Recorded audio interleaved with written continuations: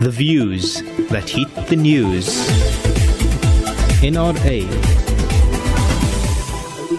Now, counterfeit products continue to be a serious problem in South Africa. A recent study has revealed that almost 30% of online shoppers get sucked into buying counterfeit products. According to a study, the counterfeiting products have become more popular due to the lack of legislation and enforcement to counter online trading. International online pay system PayPal has stated that almost 70% of all active online adults in South Africa spent an average of 45 billion rand till the end of 2018. That's a staggering amount of money. So how can this problem be addressed and how does it affect our economy? We're now joined by the Senior Associate of Spoor and Fisher Counterfeit Attorney, Jared West. Jared, good morning. Lovely having you on the program. Welcome. Good morning. Thank you for having me. How big of a problem is this? You know what? It's very difficult to quantify how big the problem is because often statistics aren't released by the law enforcement agencies or by the brands themselves. So for that reason, it's very difficult to put a number to it. But as you've mentioned, some of the figures are staggering, and it's an enormous problem. But what sort of counterfeit goods are we talking about? If I were to go onto, let's say, Takealot and I'm buying me a tacky or a speaker, must I have an obligation to find out where it's coming from and whether or not it's counterfeit?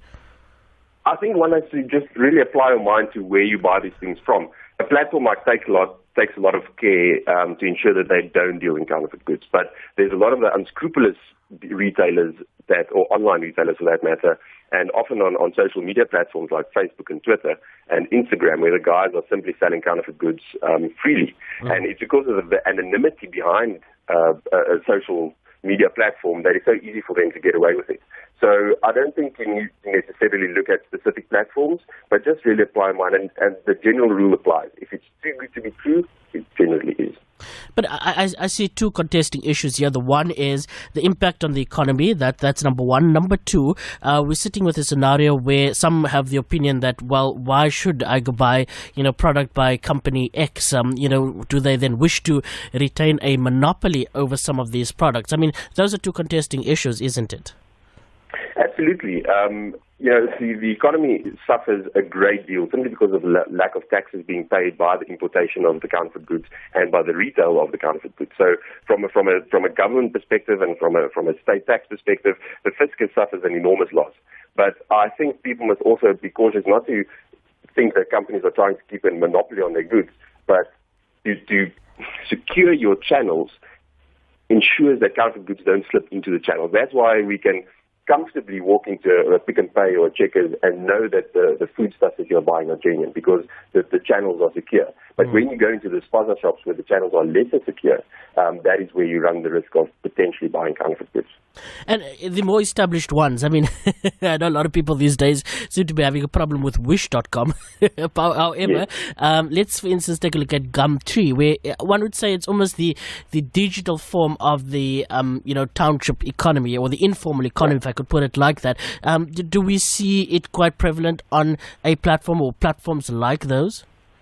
Absolutely. On platforms like Gumtree, second-hand retailers, and then Facebook. So the Facebook marketplace that was recently created is posing an enormous problem. And insofar as we are still working with platforms like Facebook and the legal guys behind Facebook to try and secure platforms like that, it is very difficult, simply because a Facebook account or a Gumtree account can be created. You are anonymous for all intents and purposes as long as you've got an email address.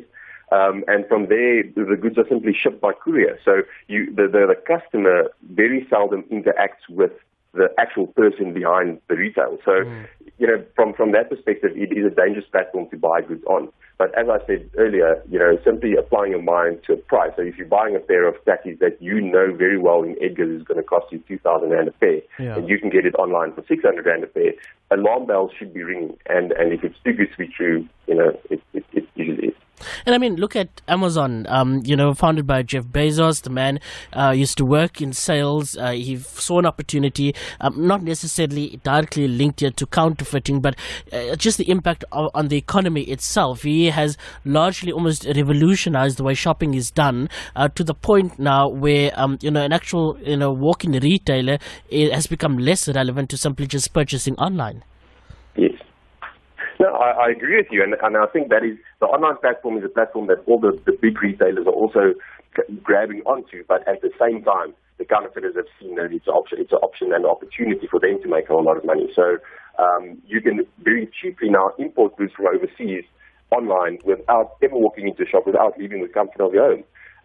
But that, again, opens up a risk because you don't see the product before you buy it. You can't look and feel at the quality.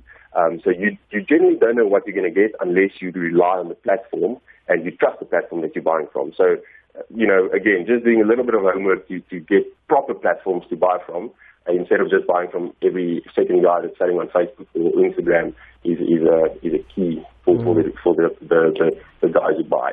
Right. Jared, thank you very much for your input this morning.